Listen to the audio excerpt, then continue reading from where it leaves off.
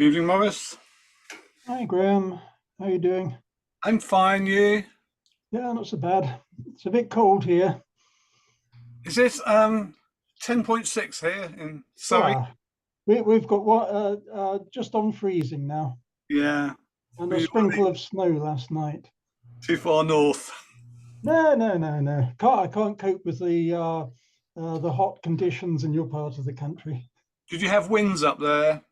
Yeah, very heavy. Yeah. Mm, yeah, but yeah, no, it's been a cold one today. Our highest temperature today was 2 degrees.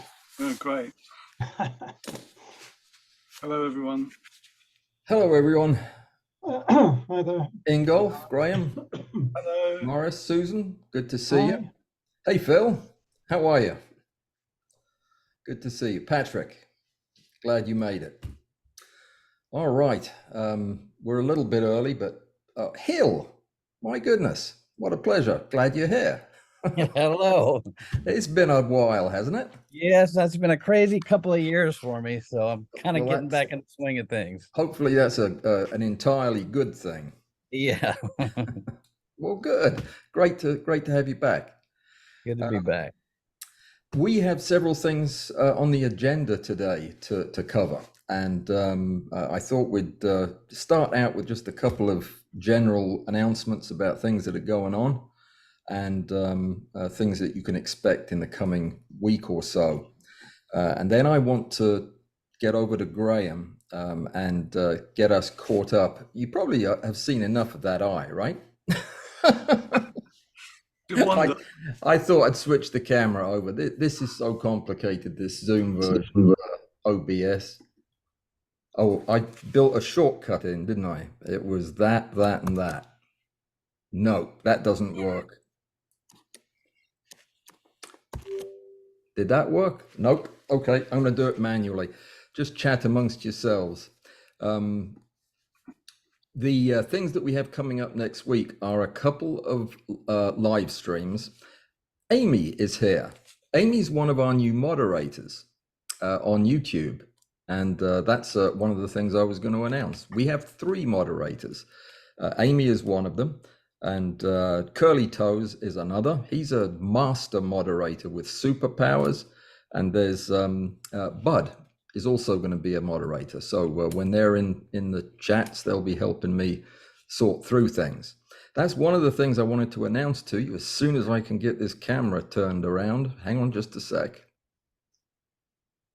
Probably best I deal with this now than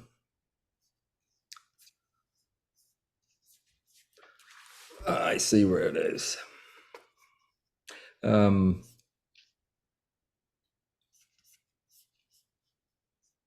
going to pause my video for a sec.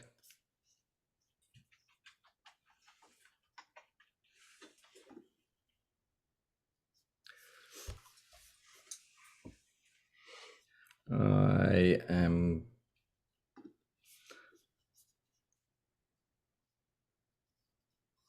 This is really strange, guys. Does anybody who's familiar with Zoom know where the settings are? If they're not under, oh, there they are. Okay, I found them. The preferences. All right, let me fix this.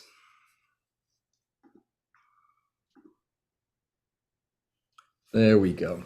Now you can see my handsome face. Sorry about that. I was so excited that I got my other camera working. Can you hear me? Yes. That's fine. Okay, all right, good. There was this absolute silence, and I thought, oh dear, I'm talking to myself. Anyway, good. I'm glad that's working. Yeah, I had the other camera set up because one of the things I wanted to do today was a little bit of show and tell.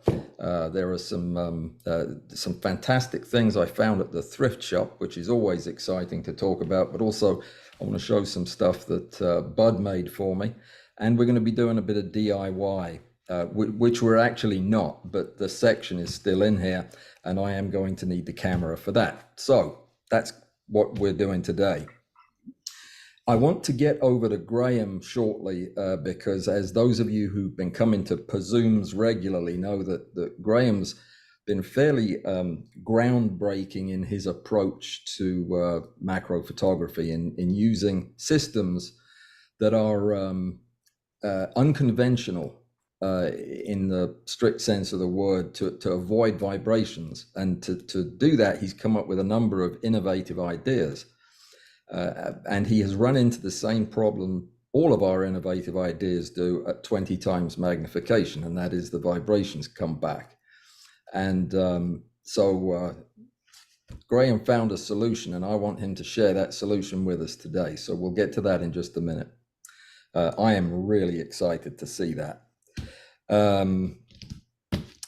I also want to tell you about something that happened last night that I've decided I'm not going to talk about on YouTube.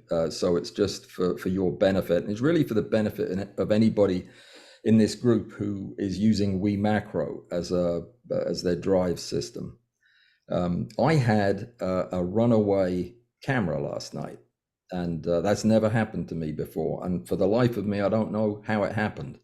I am willing to admit that I did something wrong because, yeah, it's the, you know, I was doing it on the phone and I could easily have pressed the button wrong. But one of Bud's lens hoods saved me, or saved my $2,000 Mitutoyo 20 times objective. It didn't save the butterfly wing, which was destroyed in the process. But has anybody used one of Bud's hoods? He just sent me a replacement. He must have known I was going to do that. This is what they look like. I'm not going to risk putting the other camera on. This is what they look like. They're black, 3D printed. They're sturdy. They come in 4 parts. They've got spacers, and you glue all this together when you decide how long you want it to be. But the important part's the end. You can see that the end is very sharp, and it's also got relief built into it on the inside. So it effectively acts like a crumple zone, which I never thought would be anything I would ever need on the front of a microscope objective hood, would be a crumple zone, like on a Volvo, until I needed it last night. This is what my hood looks like after last night. That is impressive. That has distributed the load of that camera coming down perfectly around that crumple zone, and it's turned it over into itself. It didn't even break the slide that was holding the butterfly wing. So it was a terrible mistake, and I'm going to have to figure out a way not to ever get in that situation again. But if anybody's been looking for a reason to print up one of Bud's designs, I'm not kidding when I say this is a really good safety tool to have, just in case you press the wrong button. Anyway, you could put an electric switch in, you know, one of these. You could. Miniature. You could, and I have thought about doing that on several of my rigs. In fact, I have done it on several of my rigs. The problem is, when you're using a vertical rig at all magnifications, you end up moving the camera, the rail, the sub rail up and down in different proportions.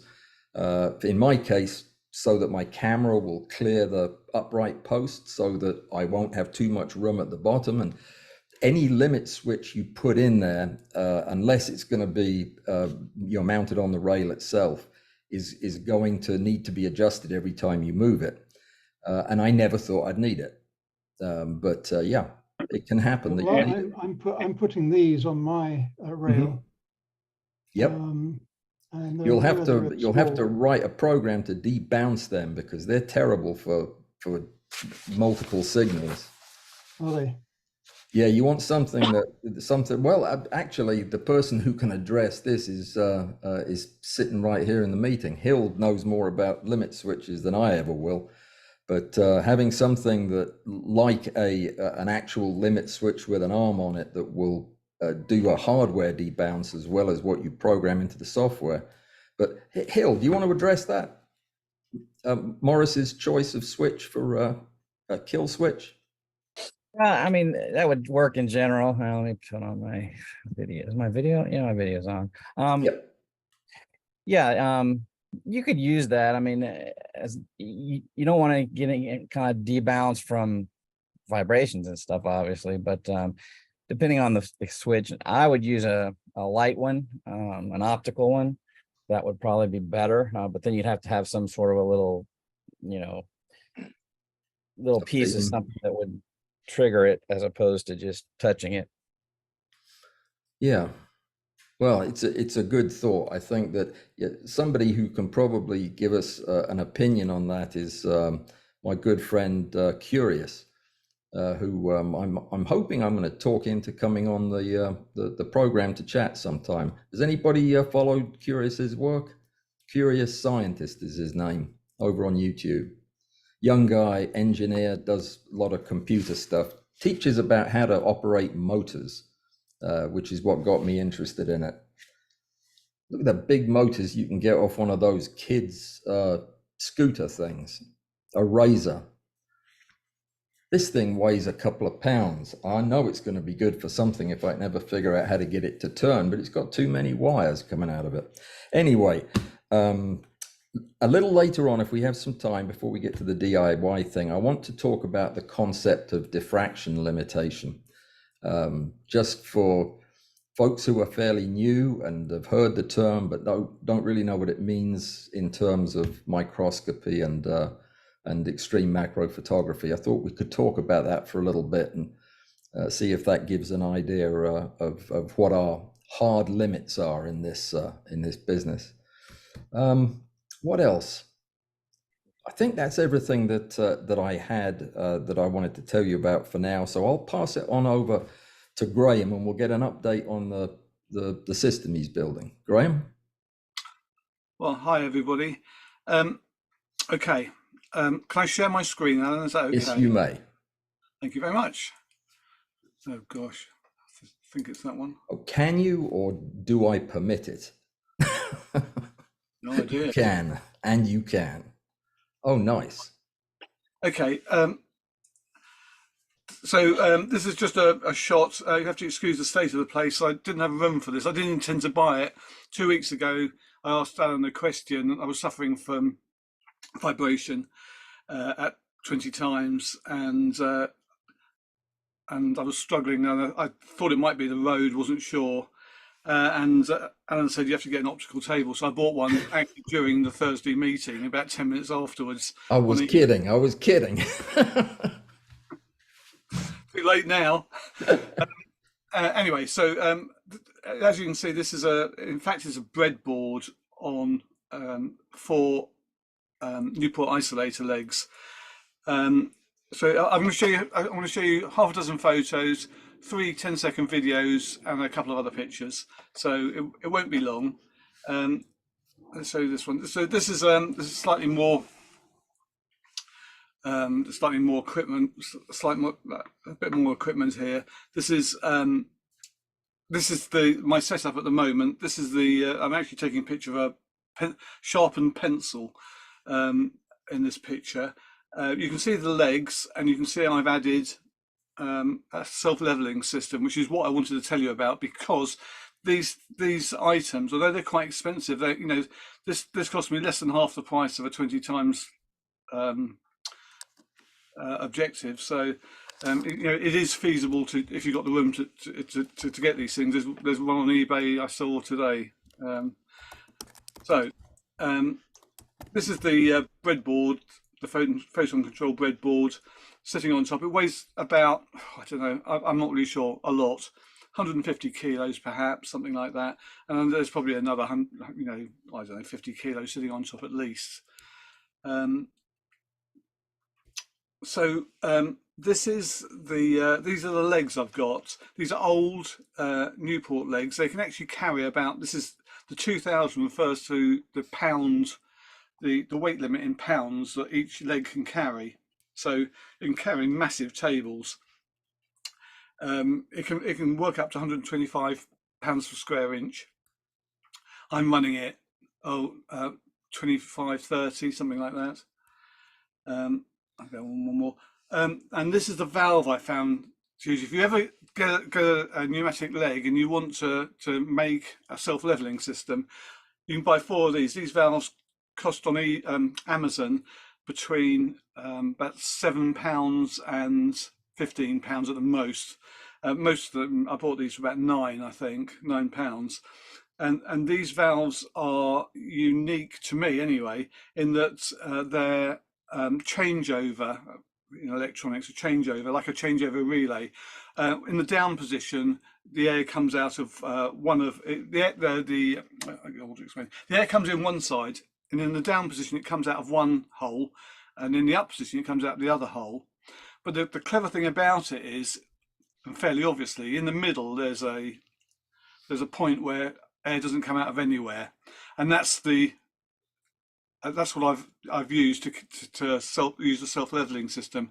And all I've done is added a simple metal bracket on the top, screwed on the top here, and a tapped hole with a 5mm piece of studding in there, and a lock nut really. And by using that, I can adjust the level up and down if I need to.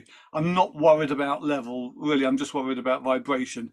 These things only move about a centimetre, fully up, fully down ish. Half an inch, and more, probably half an inch or so.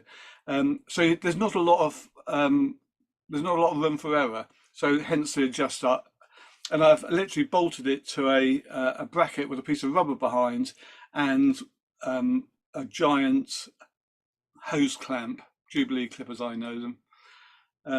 Okay, let's go on one. And I just wanted to show you this. This is the pressure I'm using.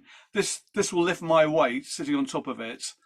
And I weigh quite a lot, sadly, but it will. That's more than enough to do it because of the area of the pistons in those. The actual legs are about 10 inches in diameter. Okay, if I come out of that, I'll just show you a couple of pictures of it working. Are you running that from a compressor, Graham? Yeah, I've got a compressor in my workshop. I top up the compressor. It doesn't use any air. Once it's filled up, it's static. So there's me lifting up and down. You can see the valves working. Sorry, that was very quick. I'll play that once more. So you can see it's self-leveling. That looks like it would throw your rig off the table. Well, I've got you probably noticed I had that doesn't happen. It doesn't move, Alan. That's me pulling up and down my hand, which I'll with no preload on it either, right? Yeah, exactly. So this is the rig, and this is what I was doing. Oh, I see. Oh, look at that. You can see it floating.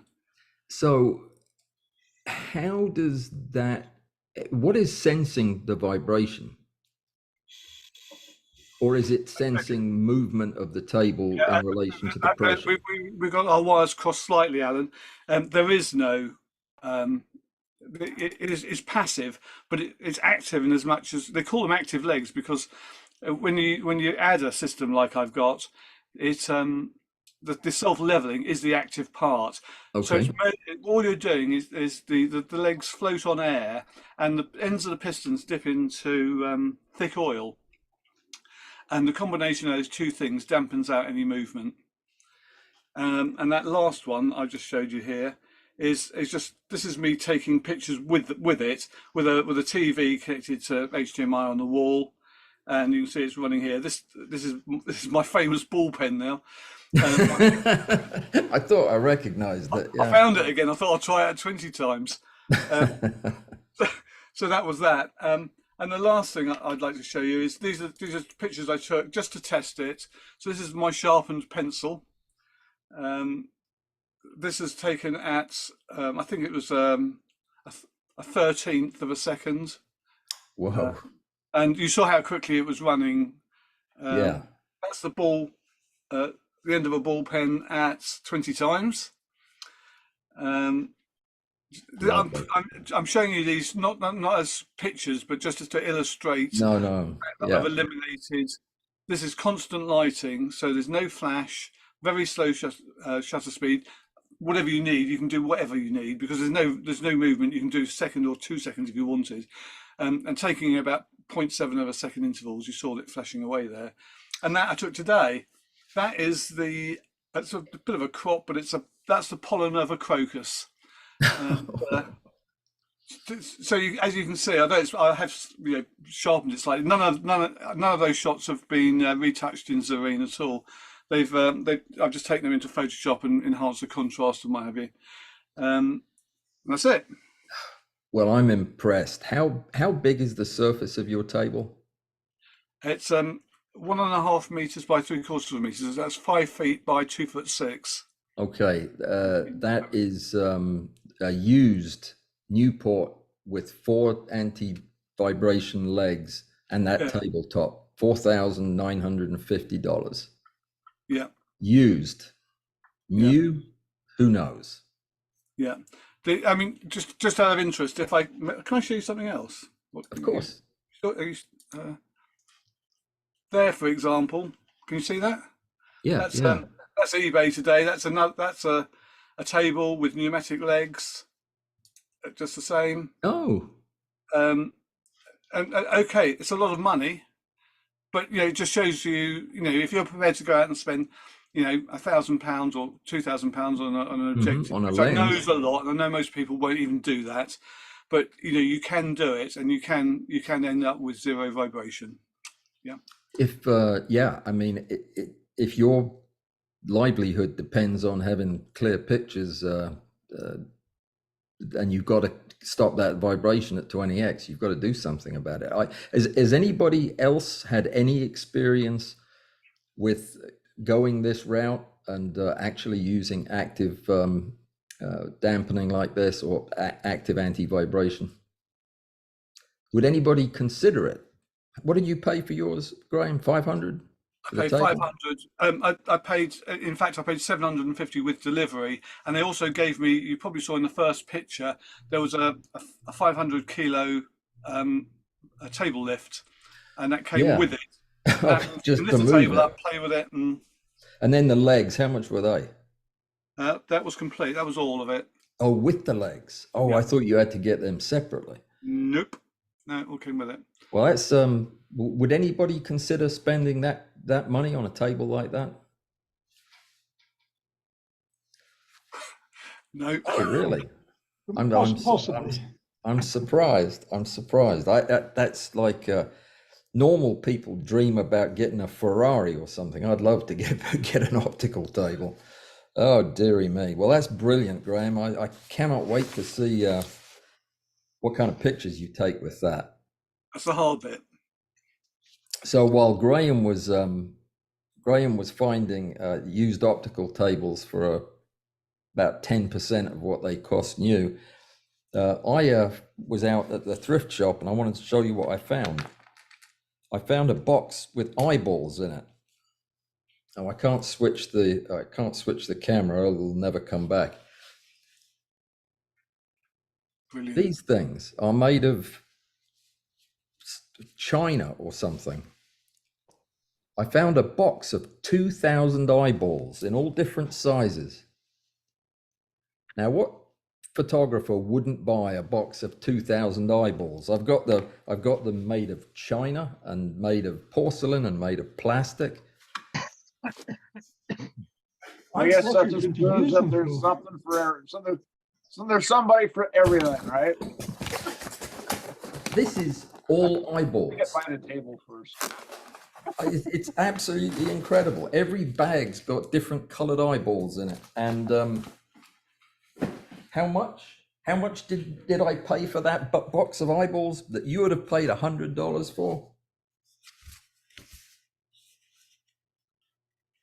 $3.99. Wow. That works out to less than a penny an eyeball. Are they medical eyeballs, Alan? I wouldn't put one of these in my head. No, I don't think so. I think they're for dolls. But some of them are works of art, especially the teeny tiny ones. These have been showing up all over my house where I've been burying them in things just to amuse myself. I'm the only person that lives here, but they're still entertaining. Put them So- in your bowl of soup. Huh? Put them in a bowl of soup and Yep, invite yep. somebody over. I did a whole series of photographs, a couple of, well, it was a lot of years ago now, all with fake eyeballs. I mean, photoshopped eyeballs in all kinds of different places that I thought were incredibly entertaining and funny. I could redo that whole series with real eyeballs now, and it would be much more interesting. So maybe so. Too much time on my hands. A friend of mine gave me a lens for Christmas, and she paid some amount of dollars, like $50 for it. It's a little plastic lens that goes on your phone. It's a zoom lens, and it was the hardest thing I ever had to do, but I told her I couldn't take it. She had to send it back and get her $50 back because she had been ripped off. And I found it at the thrift shop the other day, not the same one, a new one, unused, for $1. And it doesn't work. It doesn't work exactly as you would expect it not to work for $1. So don't buy one of those. And I finally found my microscope after months and months of searching. I found one that I could afford and that, it's going to fit the bill. It's not as fancy as some of the ones I bid on in the auctions, and I have no idea how you hook up the micromate to it because it doesn't have a knob on the side. So I'll work on that. But if anybody gets wind of any, Robert called me this morning to tell me he'd found one at the University of Florida, a Nikon that I haven't had a chance to look at yet, but I will. If you hear of one in your area, that any kind of microscope at this point would do me good, let me know, because I'm in the auction business right now. What else have I got to show you? Nothing that can't wait. The DIY thing. The idea was, I don't know if anybody's ever seen the ring flash diffuser that I use. Let me grab a picture of it in use. It's a ring flash is actually a piece of equipment that gets a bad name because of the telltale circular catch lights that it gives. But I happen to like circular catch lights. I think they, if done right, they can be quite appealing, especially in spiders. So what I did was I was using this thing a lot about 10 years ago, and I didn't like the glariness of the image, but I wasn't bothered by the catch light. So I had to come up with a way to diffuse the light. And I'm big into diffusion. You don't have a lot of room in front of a ring light to place diffusion and also be able to see your subject. So what I came up with was the solution I'm going to show you as soon as I figure out how to get into Lightroom. All my pictures seem to be missing. That's never good. I just upgraded to Ventura. Is anybody else using Ventura? It was a scary move. I found them. So the thing I came up with was a slip-on diffuser that covered both of the flash tubes, and that was important. So let me find the picture. Here they are. All right. I did actually have these pulled up. I'm going to share my screen for a second. And which one is it on? Well, we'll use this one. So you can see Newport tables, I think. So this is what it looks like, and it slips on right over, in this case, a Viltrox ring flash, which is actually a great little ring flash. It's just basically an unbranded twin ring flash that a lot of companies make. And this slips right over the end of it, and it's a fairly snug fit.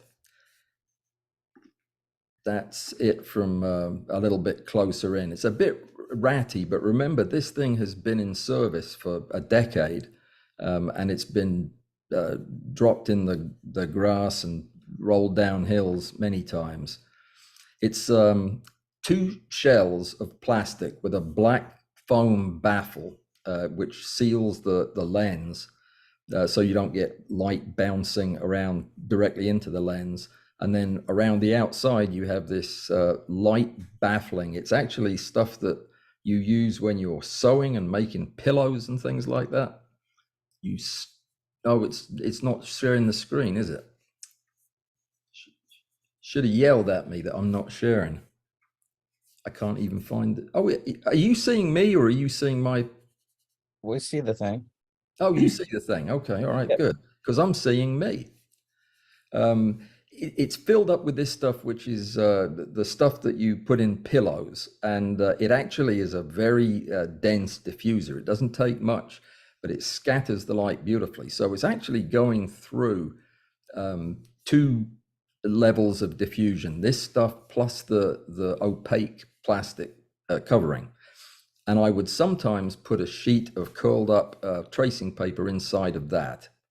But not usually. It was usually fine just like this. Yeah, so that's it in pictures, and this is it in real life. And what I did was I went out and went to find the pieces that I used to make this, because they're very boring standard pieces. I think what I'm going to do is take this one apart to show you, because this is actually not what I would recommend you do to make a ring flash diffuser. It's what I would have recommended a year ago. It's made of 2 pieces of plastic. One of them is a plastic water jug. It's about 1 liter. That was your best opportunity to see me amputate a finger. And I think I got around most of it okay. So the outside part is a big jug, so it's a cylinder basically, whereas the inside part is a funnel, and the kind of funnel that beer makers use, you know, the big ones, not the beer drinkers, the funnels. There.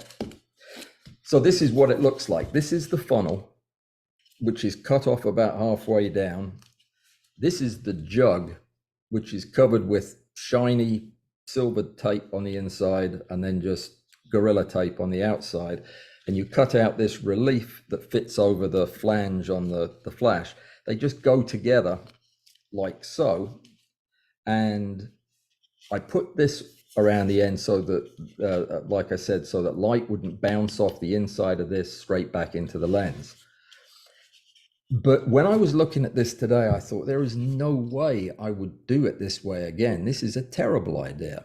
And I went back and looked at some of my pictures that I'd taken with this that I really liked at the time, and decided that this was not a very effective way to diffuse light. And when I looked at the images compared to what I get from the MF12s with 3 layers of diffusion on them, there was a fairly big difference. So it got me thinking about what kind of diffuser would work for a ring light if all you had was a ring light. Now, I'm not talking about LED ring lights. I'm talking about very specifically the xenon flash tubes. I don't know where I put the flash. It's in here somewhere, but it has 2 flash tubes, one on either side, and you can change the ratio between the 2 to change your lighting. And it's a very effective and fun way to use lighting in a very compact form factor, so you can carry it over your shoulder. The MF12s are super cumbersome. If you have 3 or 4 of them attached to the ring, you're always knocking one of them out of line and scaring things off with them, because it's a gigantic contraption. A single flash with a sheet of diffusion, which was what I used for the longest time, a big sheet of vellum that comes off the top of the flash and down around the lens. That gives probably the most natural light, but again, it's cumbersome, and if there's a breeze, you can never keep the vellum on. So I think there is a legitimate need for something like this for people who want to run and gun outdoors. But it occurred to me that I wouldn't do it like this at all. And in fact, what I would do would not be something you could do with bits and pieces from the hardware store, because I think that this entire concept of the funnel is in error. I believe what we actually need is a collection area at the end that's redirecting the light back towards the center and getting more separation between the light source and the diffusion. And I started sketching out ideas that I thought might work, and remembered that there are some online organizations that do 3D printing to order. So I was thinking about making up a couple of these prototypes and trying them out and seeing what worked. I don't have a 3D printer that I can get to work. I can get it to turn on and smell really funny, but that's all it does so far. But I'd like to do that if you don't mind. I'm not gonna go into any more detail about how to make this, because I think it would be a mistake to make it. It would be a waste of a funnel and a jug and a roller tape. Hey, Curly Toes, what's up? That's Curly Toes. Curly Toes is helping me with the computer thing. He's showing me how to turn it on and off so far. Good stuff. Jim, how are you doing? He's silent, so I get that. That's fine to be silent if you want. All right, so who's got something they want to talk about before I forge ahead? You don't want to hear me just run my mouth all day. It's Bill. Bill, you're wondering where your video is. I don't blame you. It's done. It's finished. I've just got to upload it and then I'll send it to you. Did you know you could do that? You could ask me to make you a video and I'll do it if you're nice to me. Yep. Be careful what you ask for. Oh dear, it's something that I've gradually learned. When you make videos all the time for a living, it's the last thing you think of as a path of least resistance for anything, because making videos is hard work. There's a lot that goes into it, but there is a kind of communication that you can do with video that is incredibly simple and straightforward, and that is you just talk into the camera and you don't make a video. You just express your message the way that you normally would, and you show off what you're trying to show, and it can be a very effective way to give somebody an answer that is durable and can be referred to again, and then it's only a matter of extrapolating from that to where you can give that answer to a lot of people at once. Which is something that I try to do here. That's why I save good questions to answer when there's a group of us. So that's something that I realized late, but started doing the live streams to address. And they have continued to grow in popularity. We now have 2 regular live streams a week. Tuesday evening, basically set up for American audiences. It's at 8 o'clock in the evening. It's an hour, but it often goes an hour and a half. And then the second one is at 2 o'clock in the afternoon, Central Time. And that's more timed for the European crowd. And both of them have been getting about 50 or so visitors, sometimes more, and then a bunch more than that who pop in and then leave before it's over. I'm not exactly sure how you read the statistics on those things, but all I know is the numbers have been going up, and that's good. The channel's also been attracting a few more subscribers, which is something that was static for the longest time.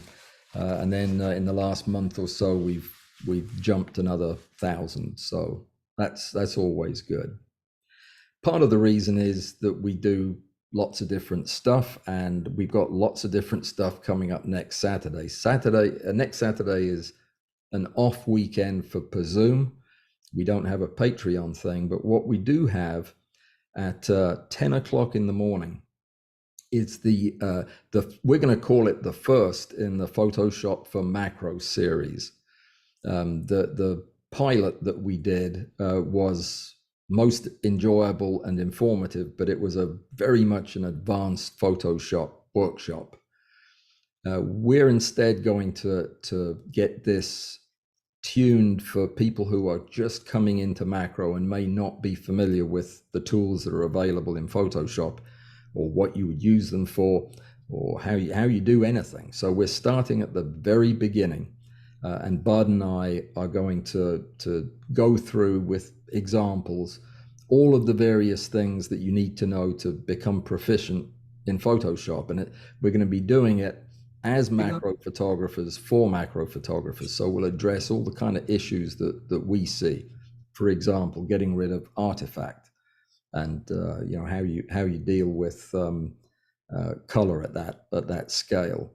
And the first one is very good. It's going to be an unusual thing because we still don't have a way of getting Zoom and OBS to work together, so that we can live stream two people at once. Every time we've tried it, we haven't had audio as a result of getting an audio feed into my computer. Just couldn't get it to work. So we don't want to do that again. So we met and we had the conversation, and I recorded it. And what we'll do next Saturday is we'll play that video, and as that is going on, you guys ask your questions, and Bud will be there. He now has superpowers as an ultimate moderator warrior class, I think is what they call him, something like that. But he'll be down there in the audience, and he'll be looking at the questions and answering them to the extent that he wants to. And I'll be answering the rest of them. I'll just be talking most of the time, though. So that's the way that's going to be on Saturday. It's going to be open to anybody that wants to come. So the format is one of a live stream, but I am thinking that what we might do is make it a slightly stricter YouTube Q&A, which really cuts down on a lot of the chatter and crosstalk and keeps it focused on the specific questions related to what we're talking about. So if that's something that interests you, then by all means come along. I think you're gonna enjoy it. We're aiming for an hour. It could well go longer than that. We'll just have to see. It's very much audience determined. At 12 noon, we move straight from there to a Zoom meeting, which is an open Zoom meeting that everybody will be invited to attend. The invitations will be available on Patreon. They'll be available the next day on Discord and on my website. And you have to have the invitation to find out where the meeting is, but you don't need to register. You just need to get there before the 99th person gets there. Not that I anticipate 100 people, but we will cut off at 100 because it is a participation event. It's going to be capped at 100. I imagine we'll probably get about 8 enthusiastic stereo photography fans who want to learn the inside scoop. But you never know. Plan for the best. So the purpose of the meeting is going to be to give advanced instruction to anybody who is interested in stereo photography, synthetic stereo, and has been looking for a way to do synthetic stereo, but also be able to retouch, which is the big stumbling block in stereo image making.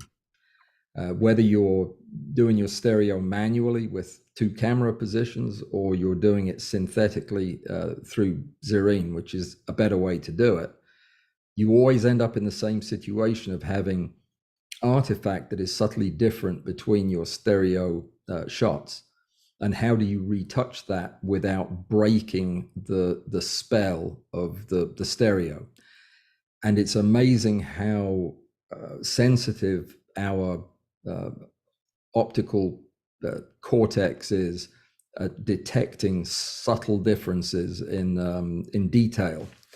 So doing the process the way I'm going to teach it next weekend it's kind of long and involved. It involves slabbing and stereo image making hand in hand, and it has several steps to it. But when you do it and get a result, it's often going to be a better result than you could have got otherwise. I didn't come prepared. I've been showing these pictures everywhere. I put some of them in the notice that I sent out to you guys that show what these look like. But yeah, if you're even remotely interested in stereo, that will be a valuable treat, and it'll be something you won't be able to get anywhere else because there's nobody else doing this slabbing stereo technique. Can I ask a question, Alan, about Yes. when you did your you showed some pictures before. I noticed some of them are for the glasses or for the viewers, Yep. and some are for the fingers. These glasses are impossible to find. The whole world sell out. So I tried a But cross-eyed. they're trendy. Yeah, I tried the cross-eyed technique, which didn't do me any good at all, really. But what I did notice was what appeared to be slabbing. So with my cross-eyed, I can actually see layers. Is that a function of the fact that I should be using a viewer? And if so, what's the difference? Yeah, there is a big difference, and the difference is the way the two angles are positioned. The way stereo works is either with the way you take the picture or with the way you process the picture. You are taking the two images and you're turning one about 3 degrees or 3% of the full circle inward, and the other one the same. So you're presenting your opposite eyes with what they would see if you were looking at a 3D object, but you're looking at a flat object. It tricks your brain into seeing it in depth. That is when the pictures are oriented correctly in that way. That's called the cross-eyed view. And by defocusing your eyes and letting them drift to the midline and trying to acquire the image, what'll happen is it'll resolve those two parts, and it will actually be just the same as looking through the viewers.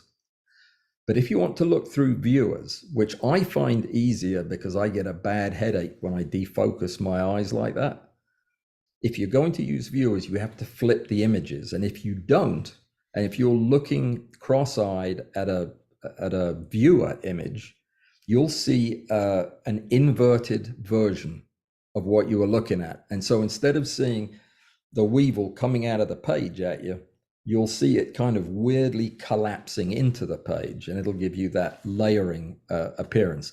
Your brain will see the front of the photograph, and then it'll see progressively deeper pieces to it. And it's very disconcerting. It doesn't look very good. Do you want to try it? I'll show you one, and you can see if you like doing it cross-eyed. I took the longest time to get comfortable with the cross-eyed, and now I don't use it at all, mainly just because it's so uncomfortable. Has anybody out there done any stereo at all to speak of? Nobody?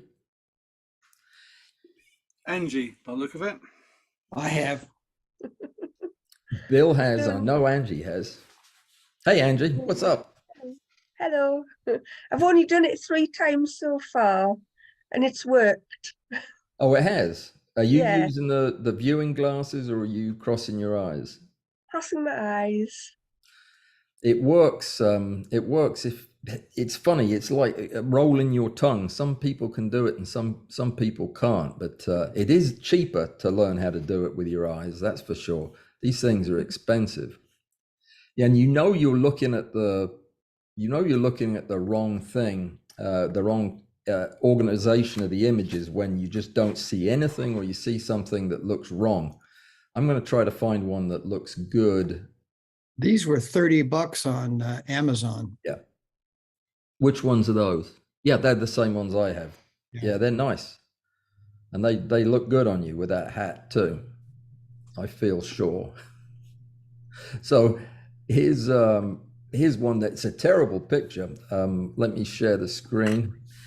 I thought it was a great picture, and then Rick Littlefield looked at it and he said, "That's a terrible picture." Does everyone know the technique of how to look at them, how to cross your eyes? By bringing a finger close to your face and looking at your finger and crossing your eyes to look at the finger, and that hopefully will bring the background into. The biggest mistake that people make, or the biggest impediment to seeing cross-eyed, is to get too close to the picture. I'm always amazed that the thing comes into sharpest relief when I move back from the image a little bit, rather than get closer to it. But it's people's tendency is to get right up on them and stare at them and try to will it into 3D, and it doesn't work that way. But let's have a look, see if you can see this. Now, I don't know how I made these ones, whether they were glasses or not. That's reversed. Yep. There you go. You see it with the glasses, Bill? Yeah. That's this is an example of how it can actually look pretty good to somebody who's new to it like I am. But when an expert looks at it, all he can see is where I've retouched one but not the other. It makes for some glaring visual discontinuity. One of my favorite ones was this. This is actually the cover for the talk next week, or the session next week. So you may have seen this one, but that's actually a nice 3D image of this caterpillar. Yeah, I don't know where the big one is. That one, Alan, makes the hairs look like they're standing straight out at you. Oh yeah, some of them. Well, there was one, a beetle that I did that just, it was so this one, yeah, it was so clear. A thing you'll notice if you do these is, and this is glasses for this one. What you'll notice is that if you're looking at it just with your eyes, that there's a lot of artifact, there's a lot of fuzziness around the hair and in places, and it just, you look at that and say, well, I wouldn't accept that as a macro picture. And then when you put your glasses on, or I'll swap these around so that you can actually look at them with your eyes. Let me do that. I'll just drop these into an open copy of Xerine is what I'll do. Does anybody know how to open up another copy of Xerine without it just automatically opening the one you already have open? There is a trick to it, and I will tell you what that trick is. If you go to Lightroom or wherever and just grab a picture, any picture, I'll find some picture somewhere, just grab a picture, and there you go. I'll right click on this as soon as I find my pointer. That one, Alan, worked for me cross-eyed. Which one? The one you just showed. Oh, it did? It did for me. I didn't Yep. put my glasses on. I'll double check and make sure. Backwards. It might have done. You So agree, Angie? did Angie agree? I think so. Okay, Yeah, you can see it cross-eyed. good. I thought it was backwards when you looked at it cross-eyed. Yeah, I didn't see. So I opened up a Xerine. Here it is, and it's got that picture in it. Well, you can just throw that picture away by going to File, Remove from List, Input File. the only one that's on there. And now you have a blank instance of Zerine ready to go. So what I would do is, if I wanted to view a stereo image, you'd think once you get to 4 screens, you'd have enough territory to do all this stuff, but you really don't. You just run out of it in a different way. So what I'm going to do is just grab the picture and let's see if I can just drag it into Zerine. Whoops. No. We'll just edit in, export to, yeah, okay, well, just bear with me, guys. Bill, how do I do this? What is it you're trying to do? Get this 3D picture into Zerine. Try to grab it from the top and slide it. I thought I did. Yeah, it doesn't want to go in. You still have a selection in the picture. That's true. That is true. I don't know how to get rid of that. I don't know what I just deleted then. Anyway, I'll figure this out in just Control D. Second. Control D may work. Command D. No, that didn't do it. Control, yeah, the Control D. That's the Photoshop one. I don't know. Let me figure that out, because I want to get one in here and show it to you in the viewer so I can flip it back and forth. You can actually flip it back and forth in preview, can't you, if you just rotate it? Well, I'll tell you what, it's 3 o'clock. Let's take 5 minutes to stretch our legs or grab a cup of tea. I'm going to fix this and then we'll start back in, say, 4 minutes, 5 past. Okay? I'm going to have to run. Oh, okay. You'll hear from me this afternoon. All right. Talk to you later. Thanks, Bill.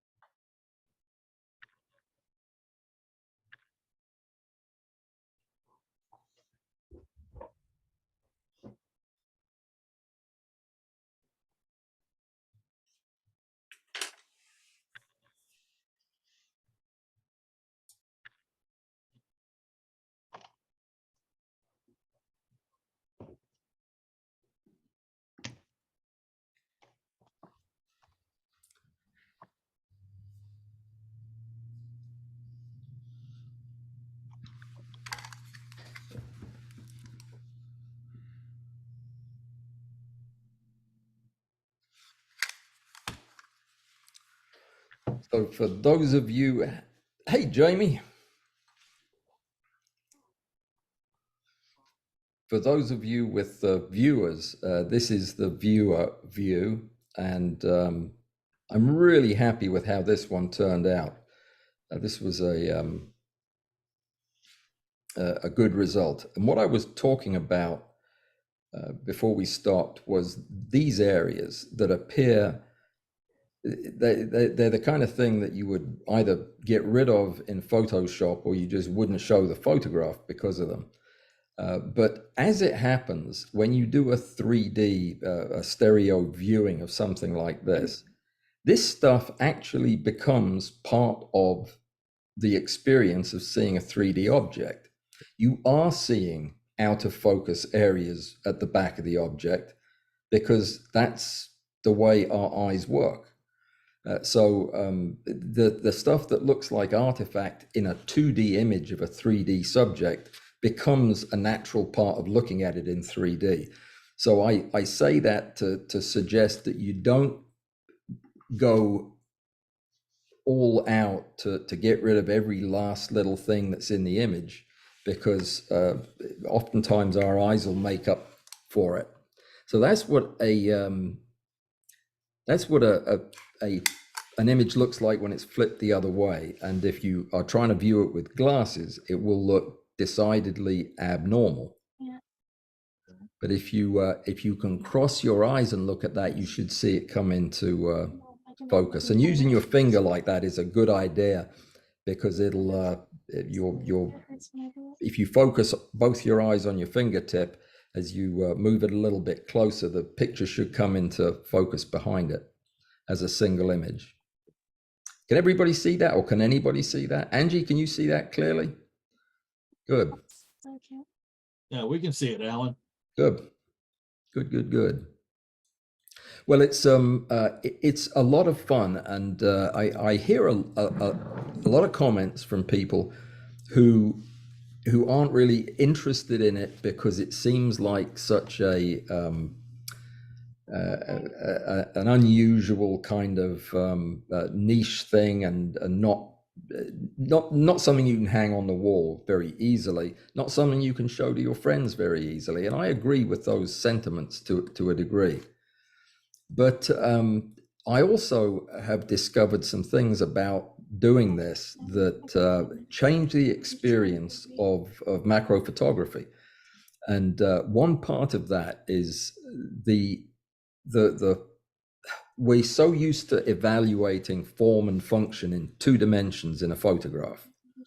You look at one of Ingolf's photographs, and what makes his close-up photography so special is the way he can impart depth into a 2D image. The way he did with his pencil on paper, the red pen on the piece of paper, and the converging shadows and everything, it gave a very distinct feeling of depth, that you were right there. This takes that same concept and pushes it into the stratosphere. And if you have any interest at all in the structural anatomy of the bugs you're photographing or of the flowers you're photographing, this is a way to see things that you couldn't otherwise have seen. I photographed a crane fly yesterday. It was, it's the dead of winter here. It's dropped way below 60 today.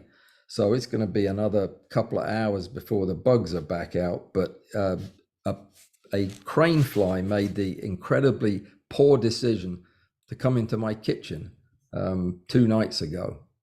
That was the end of him. And I photographed him. And I want to see if I can find those pictures and show them to you, because I learned stuff about his nose mouth that I would never have guessed. It's disgusting, but yeah, I'd still never have guessed it. And that's what a lot of people who do this stuff regularly, like the best example being Rick, it is because his interest is not so much whether the photograph looks nice, like that's my interest, is that my photographs look nice. His is more that the photographs are accurate and they're telling him something more than he knew about the anatomy. And this is the trick for that. And if you're not familiar with stereo imaging at all, you may think that this is no different than the stereo imaging that's built into Helicon, for example. It's actually very different. This uses a completely novel approach to actually creating a truly synthetic three-dimensional object. Whereas the way Helicon does it is it builds an intermediate model based on its interpretation of the shape, and then it paints the details onto it. And it can be very misleading as to what you're actually looking at. It looks three-dimensional, but it might not be three-dimensional in the right directions. Hey, Alan. Yes. Hi, everybody. My friend was exploring lenticular printing recently. Yeah. And he spent 4 weeks trying to get his printers calibrated and getting everything accurate to the sub millimeter for printing. But he ended up creating a 3D model in Blender and then kind of rotating it a couple times, printing it out. And the quality was incredible. I know I'm jumping into the stereo conversation late, but I would love to see this on a quality lenticular sheet. Yeah, the problem with lenticular printing is, well, there are many. The first is that there aren't really any companies that are doing the work for you. You can get a couple of boutique places through Fiverr and Etsy who will do this. But to make a you know what a lenticular print is, guys? You've seen a Fresnel lens, right? A flat lens with, because of the way the glass has been cut, it appears to give an overall lensing effect. It's that sheet of plastic you put on in front of your book and it makes the print bigger.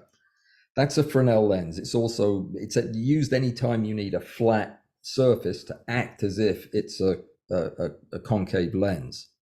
Well, lenticular printing uses the same kind of idea to, let me stop sharing this for a second, uses the same kind of idea to create a series of very fine vertically oriented lenses on your paper of plastic, clear resin. And those lenses pick up different parts of the photograph that has been cut into ribbons and positioned on the paper in just such a way that when you look at it, your left eye and right eye are seeing a different version of the print. And printing in lenticular style like this is incredibly complicated and exacting, and it's beyond even avid enthusiasts most of the time, but it can be done. The quality is reminiscent of those keyring things that you've got that you can tilt and they changes the picture. That it's that kind of somewhat artificial look compared to this, which is there's really not an interface between your brain and the image that you're seeing. It appears to be truly in 3 dimensions, but you can tell you're looking at something strange with a lenticular print. Is anybody familiar with lenticular printing or tried it? No, that doesn't surprise me. I mean, I had heard about it a couple of times in the past and never really was much interested in it until it came up again with the stereo. But the argument for doing stereo and giving it a try and experiencing it is, in my opinion, one that you have to experience to know what the experience is. It is quite surprising, shocking even, to take a photograph of something you're well familiar with. You've all shot ladybirds before. Take a picture of a ladybird from the front at an angle, and then go ahead and do a stereo treatment on it. and see if you still feel the same way about ladybirds afterwards. Because when you see this three-dimensional anatomy, it changes everything about how you conceive of these things. Suddenly you know how they eat, and that they've got sharp jawy things, and you know, they're meat eaters. You can see all of this just looking at their mouth parts, and it's very inspiring to see some of this stuff done well. And that's why I wanted to do the competition in June, and I do hope some people will give it a try. At any point that you guys want me to walk you through a very simple stereo model, how to do it in Zerine, I'll be happy to do that. I can do that right now if you want. If you want to get into the more in-depth slabbing version of it, that's something we can do next weekend. That's going to take a little bit longer. Is anybody interested in seeing how it's done? I would be.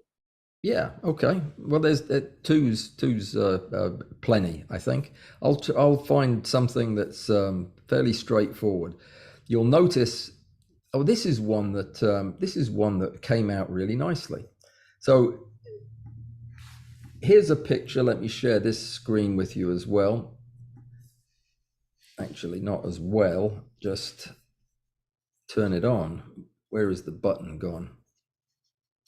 So this is a picture or series of pictures of a click beetle. This was a click beetle that showed up in one of my insect pots from last year. It was about 1 millimeter long, and you can't see anything because when I shoot these things for stereo, I expose them way over to the left. The reason for this is I'm going to be doing a bunch of PMax stacking on them, and whenever you do PMax, you're going to boost the contrast, you're going to boost the dynamic range, and anything that's light in the picture is going to run the risk of getting some blown detail, and I don't want that. I'm happy with a little bit of lost detail in the darks, but not in the lights. So this is a picture taken from the front of the click beetle off to the left side. You can't even tell that that's what it is from here. Don't worry about that. That'll become clear. So we'll pick a selection of them from the middle back to the antenna about there. I've already gone through these pictures and I know that they're okay. Now I'll by going to the develop module, I'll bump up the black level like I did here, just enough to take a little bit of the darkness out of it, but you'll see it'll come out just fine. Then I'm going to send all of these over to Zerine, export Zerine stacker. That's probably a bit big of a stack to do live, but it's an M1 Mac. It'll get them over there pretty quick. I've learned that if I do this when I'm live streaming, my signal drops and it cuts me off. So I don't think we can live stream with it, but I think that the Zoom will still work. What I'll do is I'll walk you through the steps after this, because it's dead simple. There really are only a couple of things that you have to do, and they're all located. Well, let me find an empty Zerine to borrow. We'll just leave this up here while the export finishes. This is one I've already done. It's the crane fly I was looking for earlier. And let me close that dialog. Okay, so everything that you're gonna need to do stereo is either under the options tab or the tools tab. But the first thing you need to do is set up your computer, set up your Zerine to do a stereo image. And you do that through preferences. Options, preferences is always the way to change something in Zerine. When you do, it brings up this menu. And under this menu, there is a heading called stereo, or stereo and rocking, because you can also make a moving image that oscillates back and forth between the different positions to give that same 3D illusion. I don't like it. It doesn't fool me. I mean, I just see something jumping around on the screen. So some people like it though. The basic settings, this is set up to do a slabbing operation. So that's not what we would use. What we would do is come in here and we'd check generate stereo pair. That's the instruction we're giving it. Now, a lot of people will tell it to make 9 stereo pairs, and it'll give a range of X limit shifts. The X limit shifts are what percentage of a rotation are you giving the subject, or synthetically giving to the subject. And people will have, since this first started to be done, they picked a range of numbers that they think it'll fall within, and done 9 or 11 different images that compare them at all these different settings, and then pick the one they like. That's one way of doing it. It's wasteful, and it can take a whole day to make one stereo image. But there's a much better way of doing it, and that is using the calculator that just disappeared. Let me I'm going to switch over to the instance that I just imported. So let me get rid of that one, bring this one over. So this is the one that just took the all those images from Lightroom. Where did it go?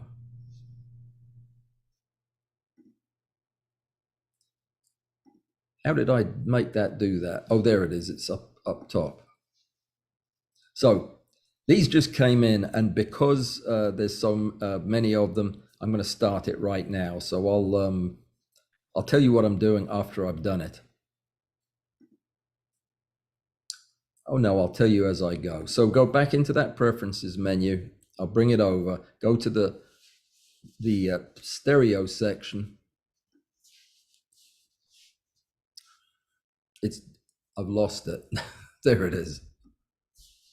Okay. Go to alignment first. Check all these boxes are checked. That's going to be important when you do the slabbing, which we're not doing here. So just make sure they're checked.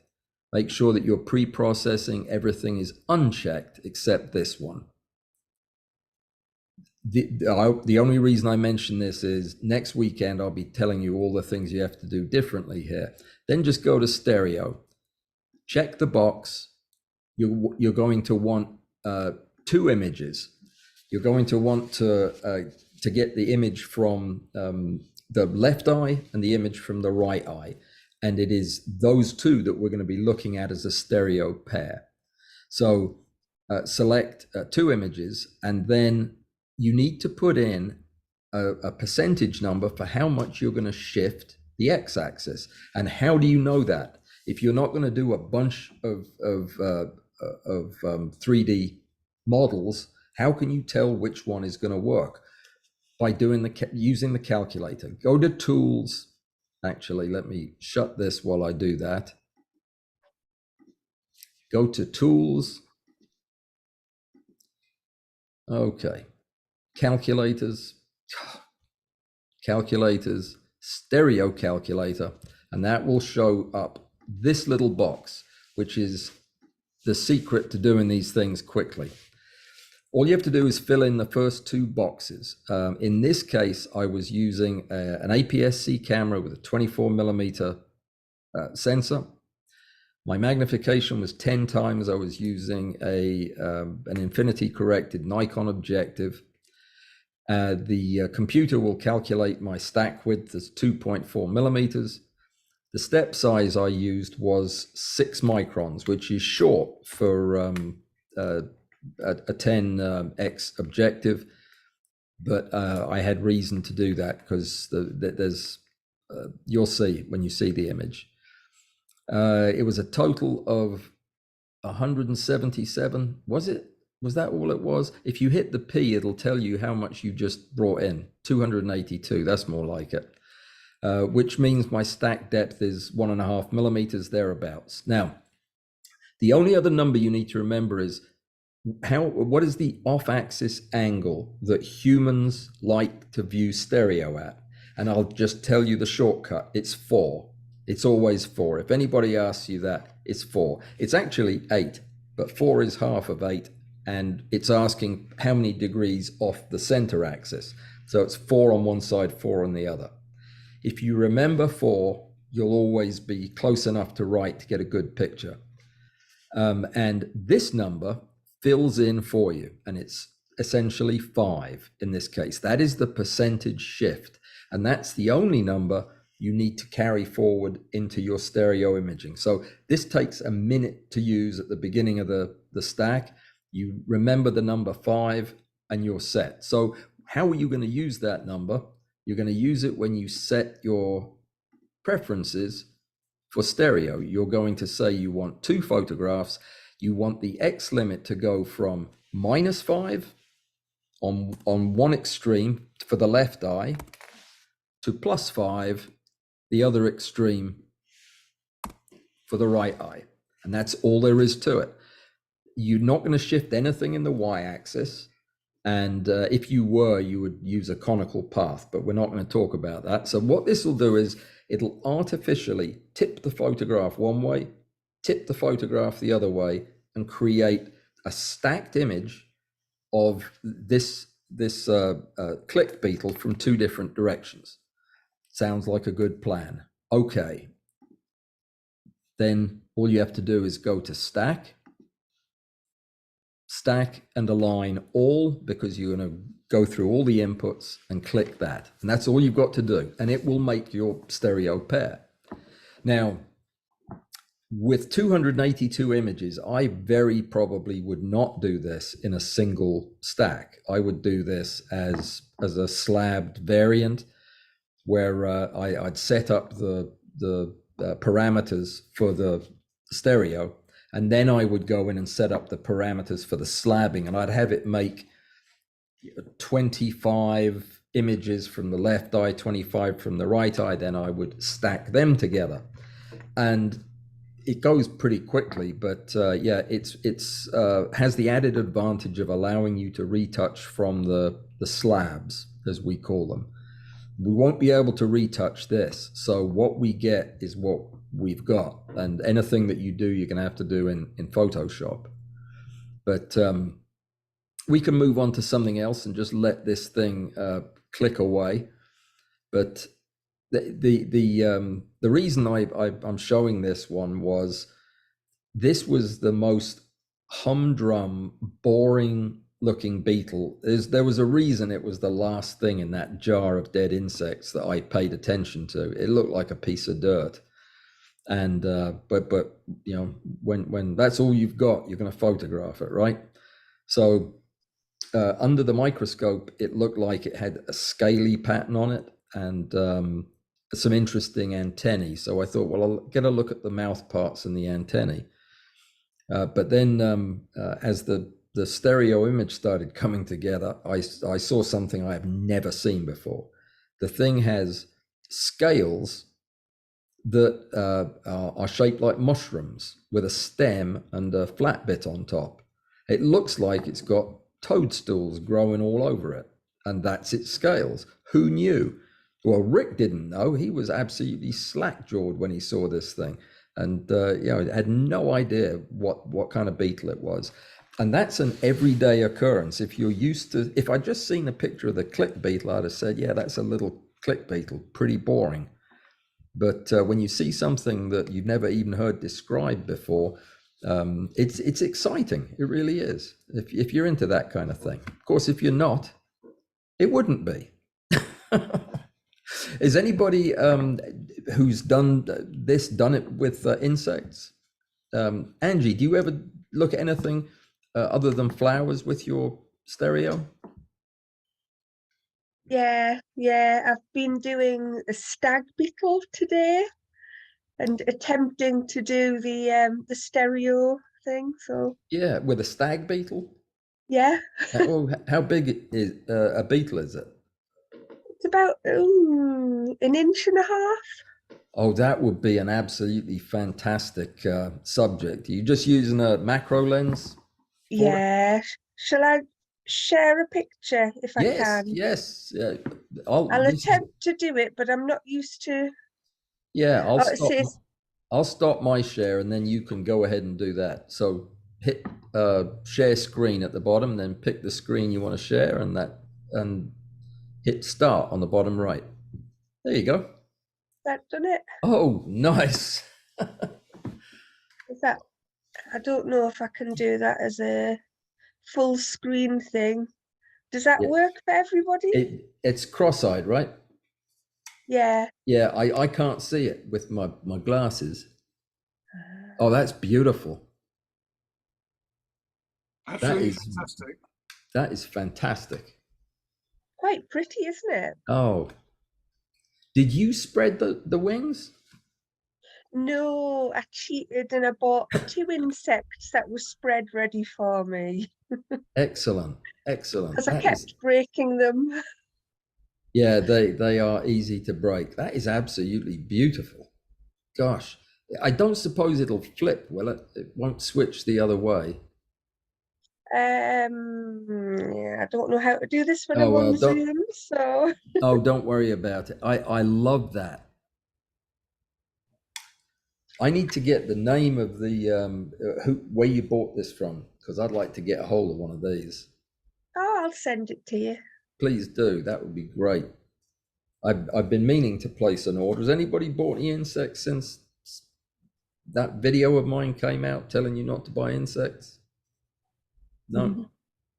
I haven't placed an order. I keep meaning to, but just been too busy. But I'm ready for something exciting, and these look just fantastic. Yeah, I think that this is exactly the kind of the kind of photograph that just works so well for stereo, because it really accentuates these jaws. Very nice, Angie. Very nice. While we're doing this, have you got any flowers handy to show people? Hang on, I'll find it. Give me a minute. All right, I've done 1 stereo of flowers. Well, just So any of your regular pictures. I've been meaning to mention to you guys that Angie is going to come on in June, the beginning of June, to judge the May competition with me, because it's on flowers is the theme for that competition in May. And I don't know anything about flowers except how to kill them quickly. And Angie knows how to take pictures of them before they die. So that's what we're going to do. But when I saw her pictures, I thought, oh, she also needs to tell us how to take these pictures. So I'm trying to talk her into coming on and doing a little bit of a chat before we do the judgment. And I do want you to see her pictures. I've got several of them, but I can't remember where I put them. Alan, while you're looking Yep. for those flower pictures, there was a company called Snap 3D that does a 3D printing. It's expensive. It's like $36 for an 8x10, but they started over 30 years ago with the Nimsco cameras, which were the 4-lens cameras. So they're still in business and they are offering 3D imaging. Really? And they're doing that lenticular imaging? That's correct, sir. Brilliant. Okay, I'll look into that. Oh, that's cross-eyed too. That is an absolutely beautiful picture. Works really well, Angie. That looks nice. Oh, it does. it's a bit of an experiment. So I would say that you've figured it out. I'm That is getting there beautiful. slowly. Yeah, I love the colors. Gosh, let me see if I can find some of those pictures you shared with me.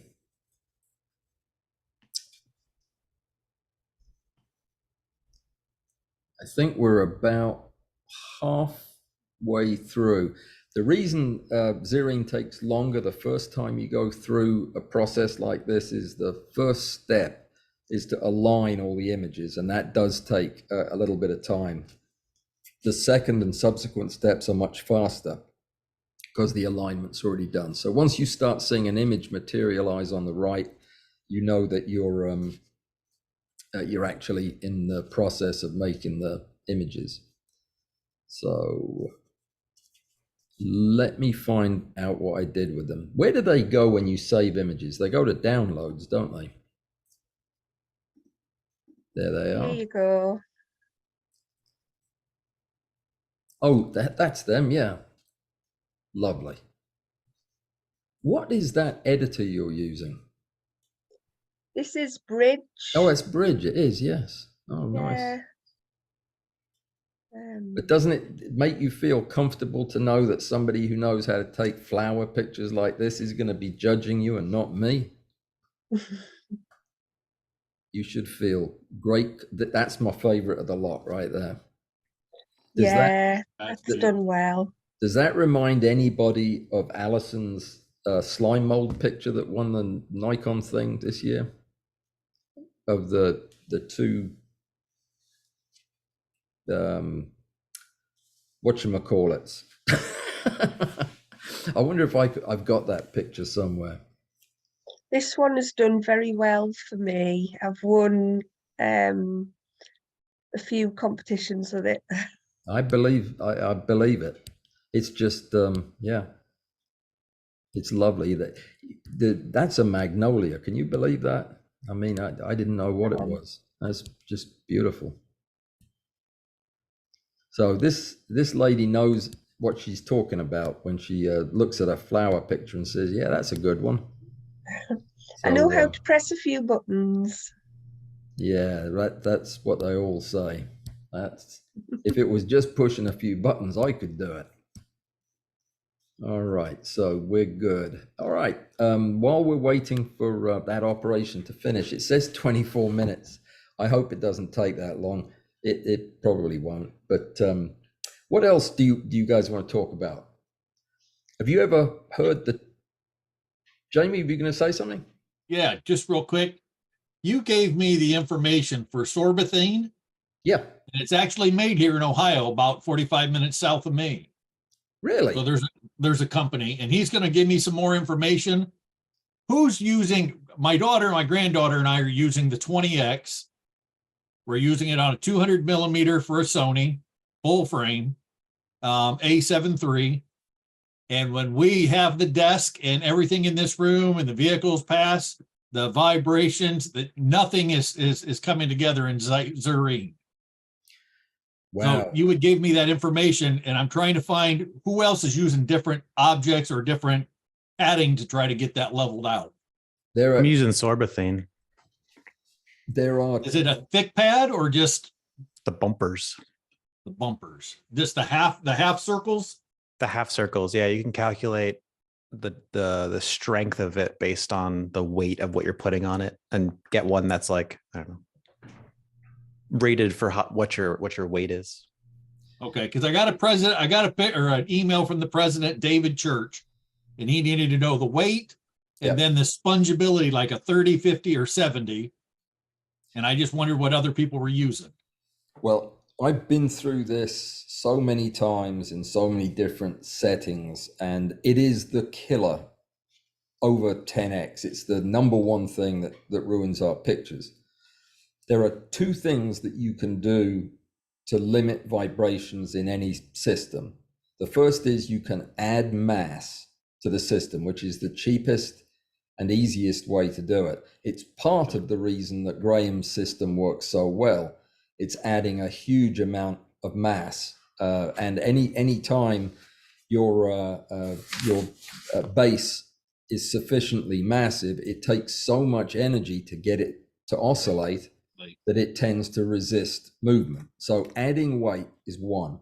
The second is isolating it from the background or isolating it from the baseline, which is the hard part, because if you're in contact with anything else that's vibrating, it's going to sympathetically vibrate in your system. Okay, I got a question on that. Are you talking about, I live in a condominium where it has a crawl space. Yep. I actually thought about going underneath the crawl space and putting small jacks and jack the floor up just slightly and put down a bed underneath. Are you talking about isolating it that way? Are you on the ground floor? Nope. Or I'm on the ground floor, but I still have the crawl space underneath. Okay. I have seen every way you can do this. One of the ways that it's done when installing an electron microscope, which you can imagine requires absolute stillness, they will rig up this massively heavy microscope and suspend it from the ceiling on hundreds and hundreds of bungee cords. So it literally separates it from the ceiling. I mean, it separates it from the base that's vibrating. That's one way you can do it. You can use an active vibration damping system, but nobody can, unless you just luck into finding one at a price like that, you're not going to get that lucky. So we're left with having to come up with the best thing that we can. And there are several intermediate ways of doing it. If you lived in your own, if you lived in a house that was your own and you could dig holes in, even with a crawl space, you can actually drive a post into the ground underneath your home. Somebody offered to do this to my home, but it was rented, and I said they better not do it. And you can actually put a post up through the floor, and you can suspend this on bedrock, just a platform, and that apparently a very effective way of doing it.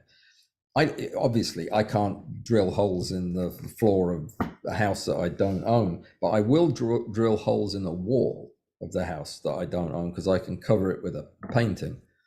But by anchoring it to one of those double wide joists in the wall, Joist hangers. yeah, that will significantly cut down on the vibrations, depending, of course, what's vibrating that post. But it's connected to a house, and that's a lot of weight.